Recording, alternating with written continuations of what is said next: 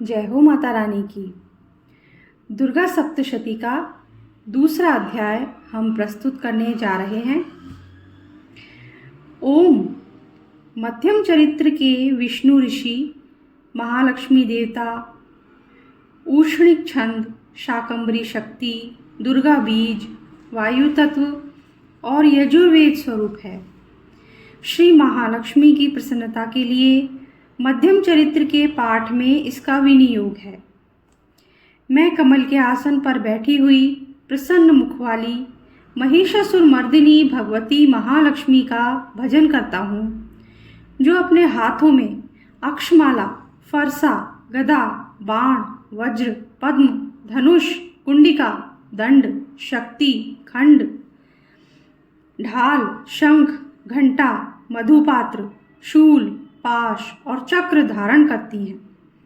ऋषि कहते हैं, पूर्व काल में देवताओं और असुरों में पूरे 100 वर्षों तक घोर संग्राम हुआ था।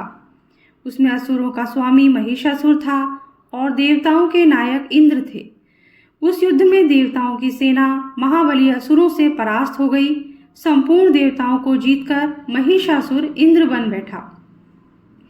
तब पराजित देवता प्रजापति ब्रह्मा जी को आगे करके उस स्थान पर गए जहाँ भगवान शंकर और विष्णु विराजमान थे। देवताओं ने महिषासुर के पराक्रम तथा अपनी पराजय का यथावत वृत्तांत उन दोनों देवेश्वरों से विस्तार पूर्वक कह सुनाया। वे बोले, भगवान, महिषासुर सूर्य, इंद्र, अग्नि, वायु, चंद्रमा, यम, वरुण तथा अन्य देवताओं के भी अधिकार छीनकर स्वयं ही सबका अधिष्ठाता बन बैठा है। उस दुरात्मा महिष ने समस्त देवताओं को स्वर्ग से निकाल दिया। अब वे मनुष्यों की भांति पृथ्वी पर विचरते हैं। दैत्यों की यह सारी करतूत हमने आप लोगों से कह सुनाई है। अब हम आपकी ही शरण में आए हैं। उसके वध का कोई उपाय सोचिए। इस प्रकार देवताओं के वचन सुनकर भगवान विष्णु और शिव ने दैत्यों पर बड़ा क्रोध किया। उनकी भौहें तन गई और मुंह टेढ़ा हो गया। तब अत्यंत कोप में भरे हुए चक्रपाणी श्री विष्णु के मुख से एक महान तेज प्रकट हुआ।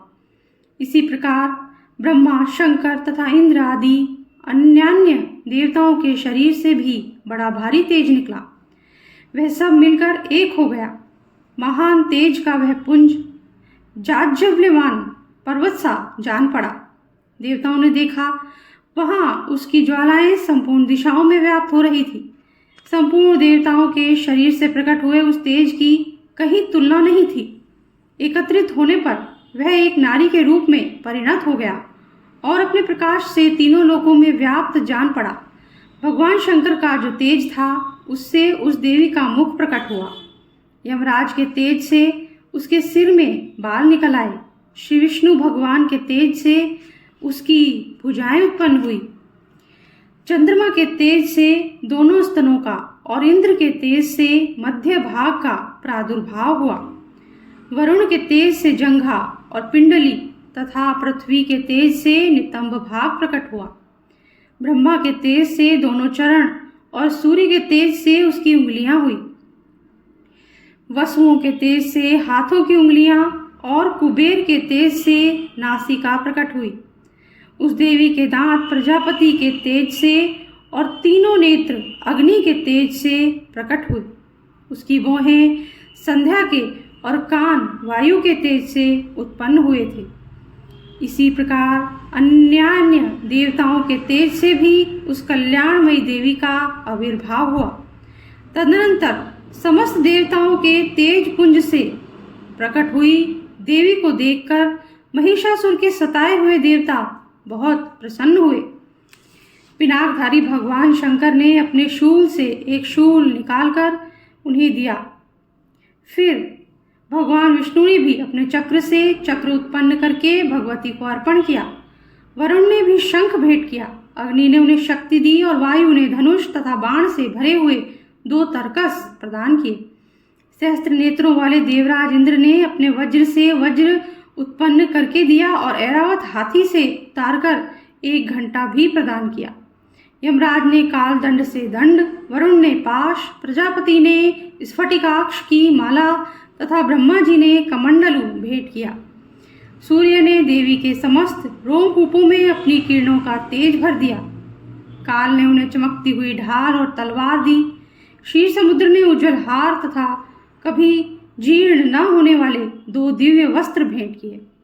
साथ ही उन्होंने दिव्य चूड़ामणि, 2 कुंडल, कड़े, उज्ज्वल अर्धचंद्र, सब बाहों के लिए केयूर, दोनों चरणों के लिए निर्मल नूपुर, गले की सुंदर हंसली और सब उंगलियों में पहनने के लिए रत्नों की बनी अंगूठियां भी दी। विश्वकर्मा ने उन्हें अत्यंत निर्मल फरसा भेंट किया। साथ ही अनेक प्रकार के अस्त्र और अभेद्य और कवच दिए। इसके सिवा मस्तक और वक्षस्थल पर धारण करने के लिए कभी ना कुम्हलाने वाले कमलों की मालाएं दी। जलधि ने उन्हें सुंदर कमल का फूल भेंट किया। हिमालय ने सवारी के लिए सिंह तथा भांति भांति के रत्न समर्पित किए। धनाध्यक्ष कुबेर ने मधु से भरा पान पात्र दिया तथा संपूर्ण नागों के राजा शेष ने, जो इस पृथ्वी को धारण करते हैं, उन्हें बहुमूल्य मणियों से विभूषित नागहार भेंट दिया। इसी प्रकार अन्य देवताओं ने भी आभूषण और अस्त्र शस्त्र देकर देवी का सम्मान किया। तत्पश्चात उन्होंने बारंबार अट्टहास पूर्वक उच्च स्वर से गर्जना की। उनके भयंकर नाद से संपूर्ण आकाश गूंज उठा। देवी का वह अत्यंत उच्च स्वर किया हुआ सिंहनाद कहीं समा न सका। आकाश उसके सामने लघु प्रतीत होने लगा। उससे बड़े जोर की प्रतिध्वनि हुई, जिससे संपूर्ण विश्व में हलचल मच गई और समुद्र कांप उठे। पृथ्वी डोलने लगी और समस्त पर्वत हिलने लगे। उस समय देवताओं ने अत्यंत प्रसन्नता के साथ सिंहवाहिनी भवानी से कहा, देवी तुम्हारी जय हो। साथ ही महर्षियों ने भक्तिभाव से विनम्र होकर उनका स्तवन किया। संपूर्ण त्रिलोकी की क्षोभग्रस्त देख दैत्यगण अपनी समस्त सेना को कवच आदि से सुसज्जित कर हाथों में हथियार ले सहसा उठकर खड़े हुए। उस समय महिषासुर ने बड़े क्रोध में आकर कहा, यह क्या हो रहा है? फिर वह संपूर्ण असुरों से घिरकर उस सिंहनाद की ओर लक्ष्य करके दौड़ा और आगे पहुंचकर उसने देवी को देखा तो अपनी प्रभा से तीनों लोगों को प्रकाशित कर रही थी। उनके चरणों के भार से पृथ्वी दबी जा रही थी। माथे के मुकुट से आकाश में रेखा से खींच रही थी तथा वे अपने धनुष की टंकार से 7 पातालों को क्षुब्ध किए देती थी। देवी अपनी 1000 भुजाओं से संपूर्ण दिशाओं को आच्छादित करके खड़ी थी। तदनंतर उनके साथ दैत्यों का युद्ध छिड़ गया। नाना प्रकार के अस्त्र शस्त्रों के प्रहार से संपूर्ण दिशाएं उद्भासित होने लगी। चिक्षुर नामक महान असुर महिषासुर का सेनानायक था।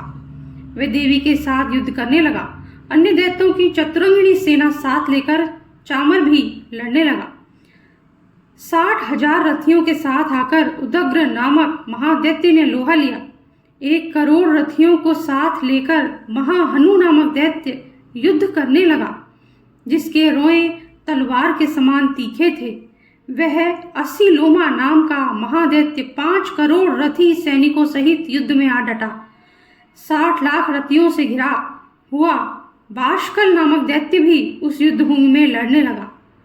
परिवारित नामक राक्षस हाथी सवार और घुड़सवारों के अनेक दलों तथा 1 करोड़ रथियों की सेना लेकर युद्ध करने लगा।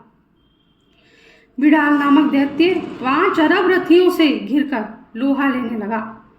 इनके अतिरिक्त और भी हजारों महादैत्य रथ, हाथी और घोड़ों की सेना साथ लेकर वहां देवी के साथ युद्ध करने लगे। स्वयं महिषासुर उस रणभूमि में कोटि कोटि सहस्त्र रथ, हाथी और घोड़ों की सेना से घिरा हुआ खड़ा था। वे दैत्य देवी के साथ तोमर, भिंदीपाल, शक्ति, मूसल, खड़ग, परशु, पट्टिश आदि अस्त्र शस्त्रों का प्रहार करते हुए युद्ध कर रहे थे। कुछ दैत्यों ने उन पर शक्ति का प्रहार किया, कुछ लोगों ने पाश फेंके तथा कुछ दूसरे दैत्यों ने खड़ग प्रहार करके देवी को मार डालने का उद्योग किया। देवी ने भी क्रोध में भरकर खेल खेल में ही अपने अस्त्र शस्त्रों की वर्षा करके दैत्यों के वे समस्त अस्त्र शस्त्र काट डाले। उनके मुख पर परिश्रम या थकावट रंच मात्र भी चिन्ह नहीं था। देवता और ऋषि उनकी स्तुति करते थे और वे भगवती परमेश्वरी दैत्यों के शरीरों पर अस्त्र शस्त्र की वर्षा करती रही। देवी का वाहन सिंह भी क्रोध में भरकर गर्दन के बालों को हिलाता हुआ असुरों की सेना में इस प्रकार विचरने लगा मानो वनों में दावानल फैल रहा हो।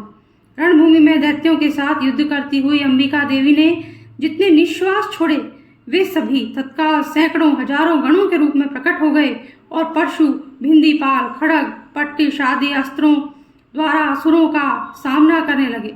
देवी की शक्ति बढ़े हुए वे गण असुरों का नाश करते हुए नगाड़ा और शंख आदि बाजे बजाने लगे। उस संग्राम महोत्सव में कितने ही गण मृदंग बजा रहे थे। तदनंतर देवी ने त्रिशूल से, गदा से, शक्ति की वर्षा से और खड़ग आदि से सैकड़ों महादैत्यों का संहार कर डाला। कितनों को घंटे के भयंकर नाद से मूर्छित करके मार गिराया। बहुतेरे दैत्यों को पाश से बांधकर धरती पर घसीटा। कितने ही दैत्य उनकी तीखी तलवार की मार से दो दो टुकड़े हो गए। कितने ही गदा की चोट से घायल हो धरती पर सो गए। कितने ही मूसल की मार से अत्यंत आहत होकर रक्त वमन करने लगे। कुछ दैत्य शूल से छाती फट जाने के कारण पृथ्वी पर ढेर हो गए थे। उस रणांगण में बाण समूहों की वृष्टि से कितने ही असुरों की कमर टूट गई थी। बाज की तरह झपटने वाले देवपीड़क दैत्यगण अपने प्राणों से हाथ धोने लगे थे। किन्हीं की बाहें छिन्न भिन्न हो गई, कितनों की गर्दनें कट गई, कितने ही दैत्यों के मस्तक कट कट कर गिरने लगे। कुछ लोगों के शरीर मध्य भाग में ही विदीर्ण हो गए। कितने ही महादैत्य जांघें कट जाने से पृथ्वी पर गिर पड़े। कितनों को ही देवी ने एक बाह और एक पैर, एक नेत्र करके दो टुकड़ों में चीर डाला। कितने ही दैत्य मस्तक कट जाने पर भी गिरकर फिर उठ जाते और केवल धड़ के ही रूप में अच्छे अच्छे हथियार हाथ में ले देवी के साथ युद्ध करने लगते थे। दूसरे कबंध युद्ध के बाजों की लय पर नाचते थे। कितने ही बिना सिर के धड़ हाथों में खड़ग, शक्ति और रिष्टि लिए दौड़ते थे तथा दूसरे दूसरे महादैत्य ठहरो ठहरो यह कहकर देवी को युद्ध के लिए ललकारते थे। जहां वह घोर संग्राम हुआ था वहां की धरती देवी के गिराए हुए रथ, हाथी, घोड़े, असुरों और लाशों से ऐसी पट गई थी कि वहां चलना फिरना असंभव हो गया था। दैत्यों की सेना में हाथी, घोड़े, असुरों के शरीर से इतनी अधिक मात्रा में रक्तपात हुआ था कि थोड़ी ही देर में वहां खून की बड़ी बड़ी नदियां बहने लगी। जगदम्बा ने असुरों की विशाल सेना को क्षण भर में नष्ट कर दिया था। ठीक उसी तरह जैसे तृण और काठ के भारी ढेर को आग कुछ ही क्षणों में भस्म कर देती है और वह सिंह की गर्दन के बालों को हिला हिलाकर जोर जोर से गर्जना करता हुआ दैत्यों के शरीरों से मानो उसके प्राण चुने लेता था। वहां देवी के गणों ने भी उन महादैत्यों के साथ ऐसा युद्ध किया जिससे आकाश में खड़े हुए देवतागण उन पर बहुत संतुष्ट हुए और फूल बरसाने लगे। इस प्रकार श्री मार्कंडेय पुराण में सावर्णिक मनवंतर की कथा के अंतर्गत देवी महात्म्य में महिषासुर की सेना का वध नामक दूसरा अध्याय पूरा होता है।